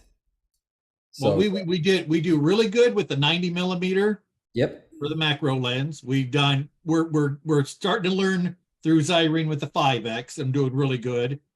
And then after talking to you a couple of weeks ago, I thought, oh, we'll jump to the 20X, and there is nothing that's coming out even close. No, most of us who are into 20X photography and higher, I mean, it goes up from there. It is frustrating. My hit rate at 20X is not very good. It never has been. For every 20X picture I show, there's 19 that never see the light of day. And it's almost always one of two things. Number one, the massive numeric aperture of that lens lets light in from everywhere. So getting off-axis light that causes fuzziness and loss of contrast is a bad problem. That's why Bud made these hoods, so that that wouldn't happen as much. But the other is vibration. And I made sorbothane pads that are about that big around and that thick, and they're sandwiched with 50, 30, 50. 30 is the firmest one, right? 30, he said 30 was, let me look at the email. 30 is like Jello, up to 70, that's the firmest. Yeah, then I had the two intermediate ones, and then a pad of the sturdy one in the middle. Okay. And I tried all kinds of different things to get it to where it would cut down on it, and it was okay, but it wasn't great. Moving to a house with a concrete slab has been the best thing yet, though. When a truck goes by on the road outside, it shakes. Okay. Ellen, could you use a thick granite slab? Mm-hmm. It would to reduce vibration. It would give you the advantage of the added weight. That would be how it would work. Again, it simply makes it more difficult to set into motion 50 pounds of granite than a sheet of plywood. Mm-hmm. If you want to really see how bad vibration can be, set up your 20X on the kitchen table and see how long you last with that. I mean, you won't even acquire an image. You'll see something black flashing across the screen. I mean, it's terrible. Alan, can I interject slightly and qualify what you were saying, really, to Jamie? the vibration can either come from below, which is the problem you're having, or above, in other words, the equipment you're using, for example. The important thing to remember is if it's below the vibrations coming from, if you start adding mass, although that will help to a certain extent, you need to add mass above your sorbethane, not below it. The bigger the mass above it, it will mean it's less likely to vibrate when things happening below. Does that make sense? Oh yeah. Okay. That makes sense, Graham. A big lump of iron, steel rather, on Yeah. top of your vibration material will tend to counteract the movement from below. It won't stop it, but it will help. Okay. Yeah. Because I'm building a cage, but it's like a 3D print. Well, in fact, it's the same kind of X rail as my 3D printer. And I'm building a cage like that, and it's just the weight of the cage, 3/4 inch board, the sawdust. I can't think of the name of it now. The MDF. Yeah, MDF Density board. fiber board. So I've been taking the recommendations of what Alan has, and then we did really good on the 5X, and there were some artifacts around the outside, but I could take it into Photoshop and clean up. And I thought, okay, so for our state organization, I ordered through Bic Bugs some of the killer bees or the killer wasps. So to do a presentation. So we put it up there, put it on 20X, and I thought, oh, this is going to be easy. And I can't even get the eyeball to even from one frame to the next to be consistent. Jamie, forgive me, Alan. Can I carry on? Of course. Just the best way to counteract it is to lower the output of your flashes. If you can lower the output of the flashes, it means they take the picture much faster. It means you lose light, unfortunately, which probably means you have to move the flashes closer and make the diffusion quite tight around your subject. But if you decrease that, you might get up to say 20,000ths of a second, and that even if you've got movement, it will tend to freeze it. So that's by far the best way of getting rid of it. The weight is they're all 1%ers. You add the 1%ers together, and you get to nearly 100. So that I can take my Godex flashes and just put in more light. No, less light. Less light. Less light. Okay. You want speed more than brightness, and the lower the power, the faster the flash. Maybe half the power and you double the speed, loosely. Yep. Okay. Thank you very much, Graham. Good luck.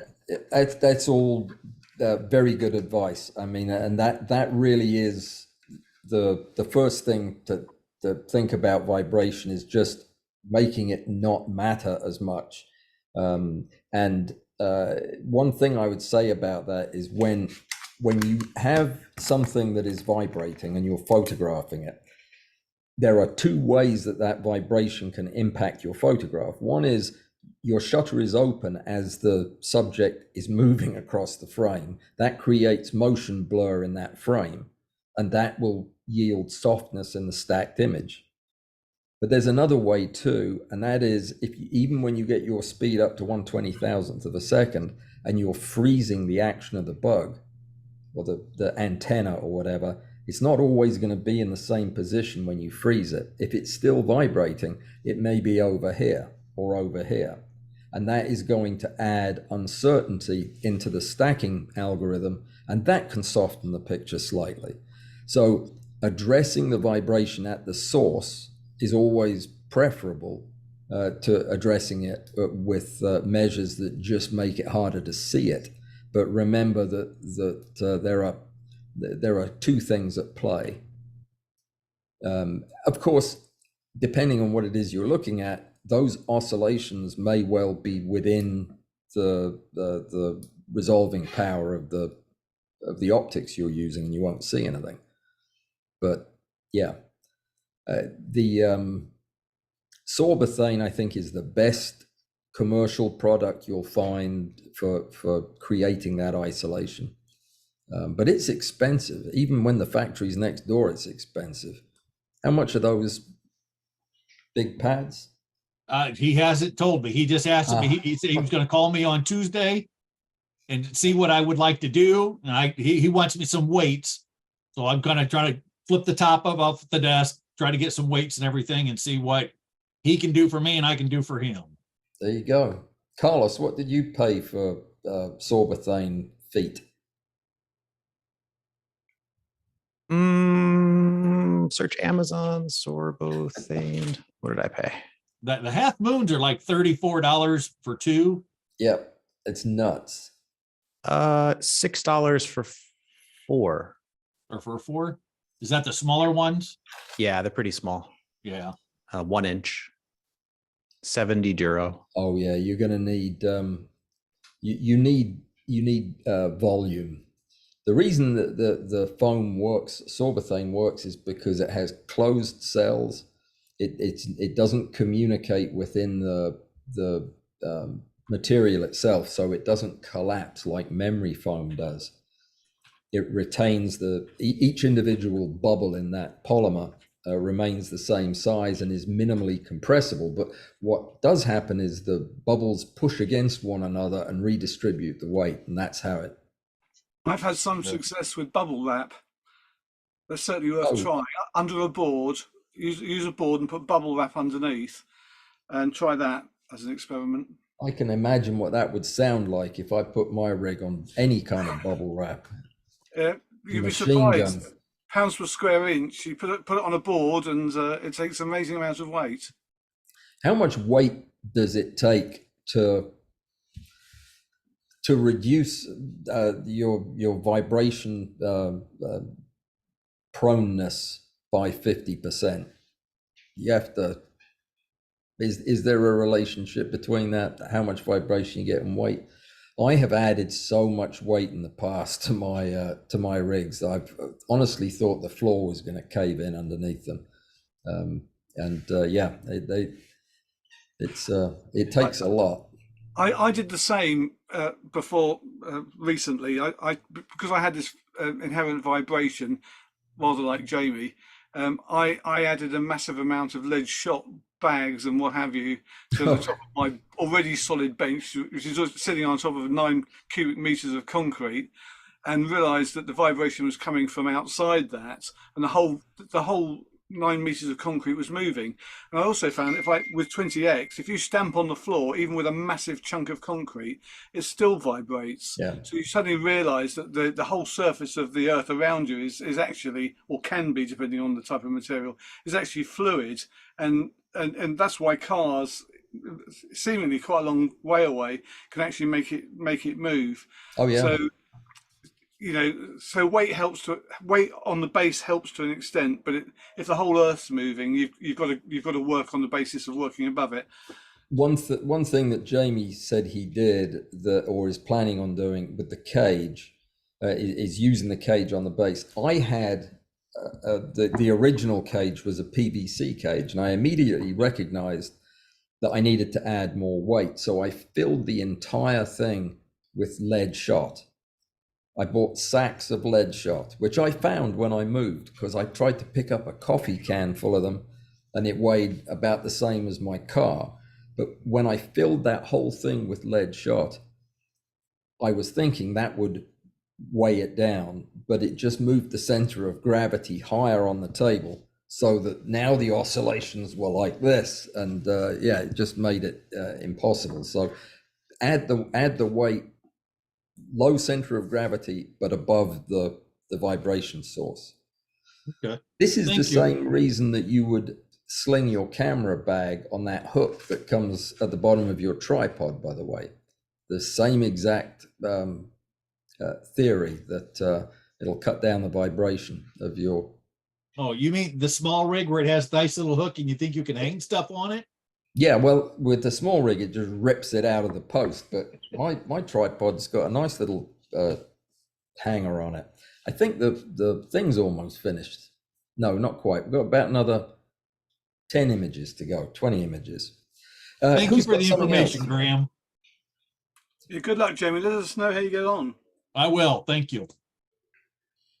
Anyway, I'm going to invite Rick to come by next weekend to drop in during the discussion of synthetic stereo, to answer questions or just to say hi. There has been a lot of interest in hearing from the horse's mouth on stereo. This synthetic stereo process was largely invented by Rick in his research life. And I've been asked several times, why am I talking about synthetic stereo when I know Rick and can ask him to talk about it? He said it's kind of like you having a shark week and you've got a pet shark, but you don't bring it onto the show. So it's kind of a good point was made. And I asked him if he would let me interview him, and he said he would. And I have a feeling this will be a multi-parter. But I thought that I would sit down with him and ask him all of these questions and get the answers right from the horse's mouth, because he knows it. And he'll give you the formulas that will glaze your eyes over in a heartbeat. But he'll come on and answer the questions and give us everything we need to know about it. And I'm going to ask him a lot of other stuff as well, and we'll get to know the guy a little bit better. But certainly having him look over my shoulder while I was using this new workflow of his was huge for me. All right, I think we've covered everything that I had. I think. Let me look at my list. Did I tell you about all the things that are coming up? I guess I did. Live stream next week is going to be another stereo discussion, because there are people. Yes, Mike. Oh, you're muted. Oh, your microphone's not working because you're not muted, but I can't hear you. He's got the Yanyo, the felt, the black felt. I see it. Is that mine? I couldn't ever find mine. I was trying to show it in a live stream the other day and it's gone. Now I know where it's gone. Are you saying that stuff's great or terrible? No sound. Check your settings in Zoom. See if it's got your right microphone on. It's all right. Take your time. There's no hurry. It's informal here. I heard something. Well, I'm going to assume that you're agreeing with me, and that is good flocking. It is the best, and I've used them all. It comes on a roll. It's super adhesive on the back, very formable. It goes into the inside of these 42 millimeter tubes very easily. I haven't had any of it peel off like happens with those single sheets, and it's inexpensive. Was that the 3-inch or the 4-inch roll, Mike? 4, yeah. That's that. I had one of each, and the 4's a little bit easier if you got a long stretch. Oh, we just finished. Perfect timing. But the 3 is great for getting into tight places. I love the stuff. I couldn't recommend it more highly. We have 2 stereo images ready to look at. So I'm going to start sharing now, and then we'll wrap this thing up. I'm going to move Jamie off that bug's face. And let me see. Can you hear me now, Alan? Yes, go ahead. I figured out what I was going to ask about flocking paint versus the tape. Yeah. Have you ever used flocking tape? Flocking paint? Yes, I don't recommend it in optics unless you are really, really good at it and experienced with it. Okay. The reason being that, hang on a sec, let me see if this is the right. No, I don't know which screen is showing up. Can you guys see a zeroing pane? It has the antennae in his head. Yeah, okay, good, perfect. Anyway, the answer is that the flocking you're talking about, which is a powdered felt, where you spray glue inside the thing and then you puff in the flocking. That's great for jewelry boxes and other kind of decorative uses where you're trying to get the flocking into tight corners. It doesn't really work well in lenses, and I would not want any of that powdered felt floating around inside my camera. I can tell you that. It gets charged and it will stick to your sensor, and I would avoid it. I would use what you look for in a good flocking is tight adhesive that doesn't shrink or peel, and most important, a felt material that does not give off dust. And if you just wipe some of the cheap stuff when you're in the hobby shop and look at your hand, you'll see it's covered in black dust. You don't want that. That yin yang or whatever it is, fantastic stuff. Doesn't do it at all. What have you got there, Susan? The Yandu. Oh, same thing. You Yeah. pronounce it differently though. It's an Yeah, it's one of Alabama my- thing. My recent orders, it happened to come before the glasses did. So hopefully it'll be here in a few, they'll be here in a few days and I can see what you all are saying. I can't. It is a bit frustrating not to be able to see it, but I tell you what, let me go ahead and show you guys the stereo pair. You should be seeing the screen now, right? The bug, yes. So it doesn't matter which one is lit. If you want to show the stereo pair, all you have to do is go find your pointer. There, hang on. What did I do there? Find your pointer and click on one or the other of them and go to Tools, Stereo, View Existing Stereo Pair. I haven't made a stereo pair yet, you're thinking. Yeah, good point. So let me do that again. I think my control is underneath that. No, maybe not. Let me try this. So with both of the outputs highlighted, and that opens up the option that you see here to make a stereo pair. But you don't want to make the stereo pair until you've previewed it to make sure that you have them the right way around, because that's the way it is going to save the photograph. So what we want to do is highlight one or the other. We'll go with, all right, so that's the left right eye and that's the left eye. So we'll go with that one and then go to Tools, Stereo, Start Preview. There we go. And then this is the preview that should be cross-eyed.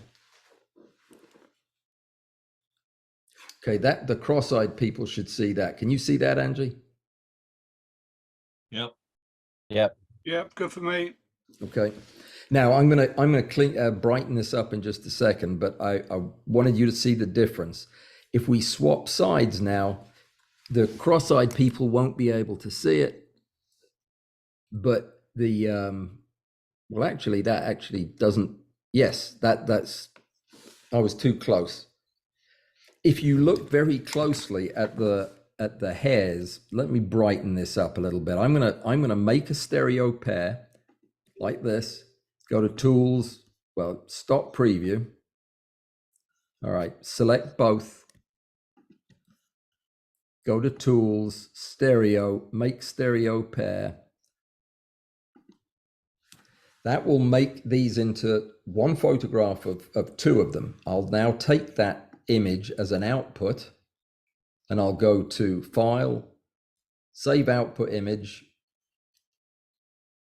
Save Image, and it'll put it wherever it was. Let's just put it in the February thing. No, it wants more than that. Hang on, my computer is thinking about it. There it is. I'll put it right there, and then I'll go to Lightroom and open it up again after I can brighten it up a bit, and I'll show you what it looks like. Okay, so I'll close Zerine.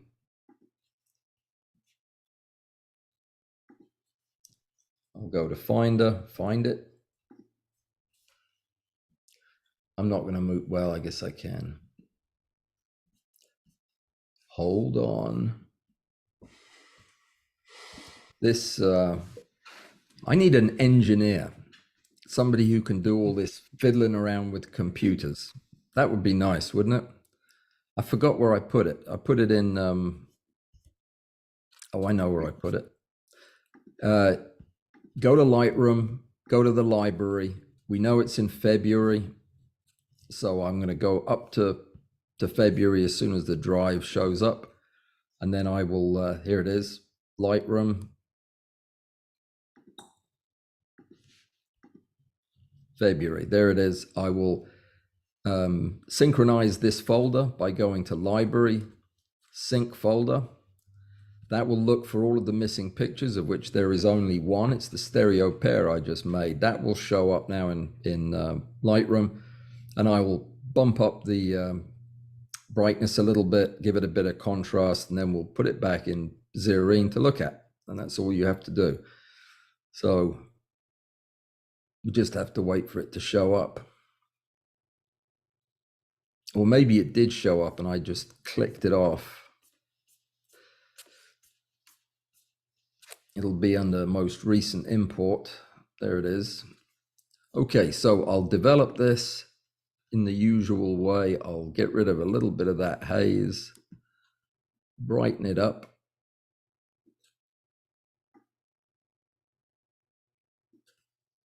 You leave yourself a lot more headroom by shooting to the left with these.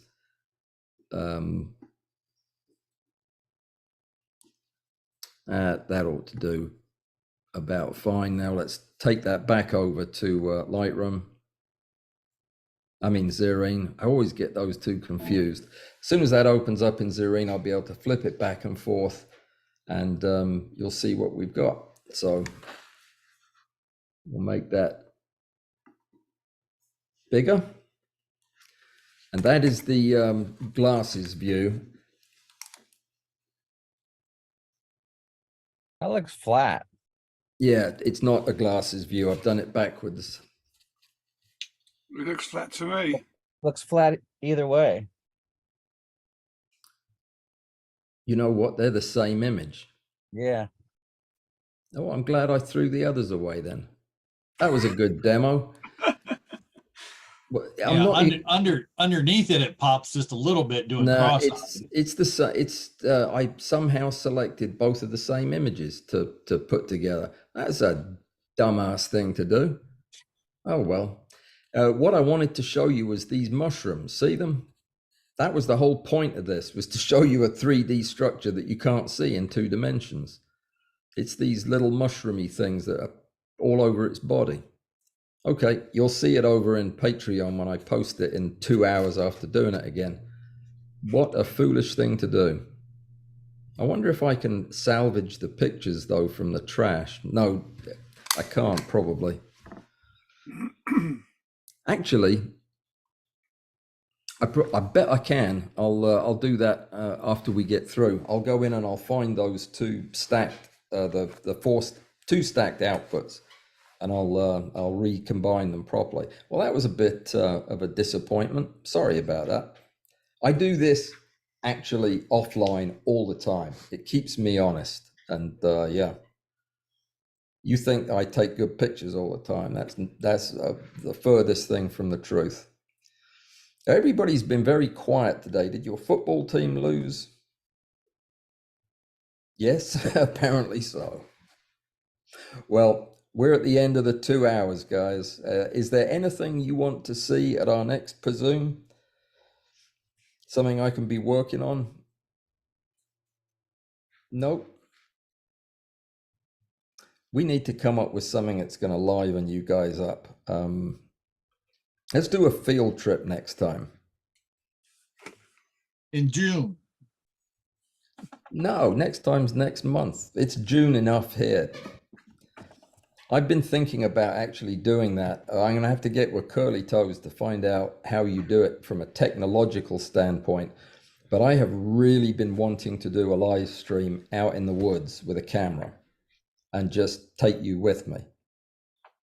Do I need anything other than like a satellite? What kind of Wi-Fi do you have out that far? None. None? Yeah.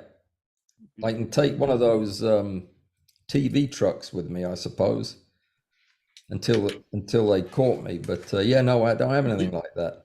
Do you have, if you take your cell phone out, do you have, how many bars do you have? I don't have but one bar here in the house. Oh, I was gonna say you can, because you can pump it through a cell phone. I've done it through my cell phone and done it like in a bee yard when we do inspections or out in the woods. But you have to have enough cellular to do it. You could do a cellular booster. The woods, I could go to woods near a cell phone tower. They've got one cell phone tower here that looks like a tree. Doesn't fool me though. All the birds. I mean, it's really a cell phone tower. Susan, you've been fooled by those before, I know. Well, I'll try to do that. If that is something that we can make work, I would. If you think I'm bad sitting in the office, you should see me out in the woods when I'm in my element. That's a lot of fun. So I'll work on it. I'll get with the techie guys and see if it's possible. All right. I will see you guys on Tuesday or on Thursday or on Saturday a second time, or whenever you want to get in touch through Patreon. Take care, everybody. Thank you very much, Alan. Have a good week. Good luck. Thank you. Take care. Goodbye.